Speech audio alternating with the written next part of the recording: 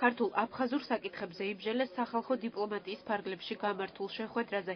დიალოგში ავსტრიიდან და სლოვაკეთიდან დაბრუნებული 3 აფხაზი და 20 ბავშვი მონაწილეობდა. ისინი აღნიშნულ ქვეყნებში ბათუმიდან გაემგზავრნენ და თანატოლ აფხაზებთან და ოსებთან ერთად კულტურულ შემეცნებით ღონისძიებებში მონაწილეობდნენ. ერთი კვირით ვიყავით წასული სლოვაკეთში. ძალიან კარგი იყო, იქ ვისვენებდით, ნახულობდით ყველაფერს, რაც კი საუკეთესო იყო. ეს იყო ჩვენი პირველი საზღვარგარეთ წასვლა, მაგრამ ასეთი პროექტები სხვათა შორის საქართველოს ფარგლებში ძალიან ხშირად ხდება. საპატრიარქოს დაპატიჟებით, ისე ჩვენი ქალთა საერთაშორისო ორგანიზაციის ორგანიზებით.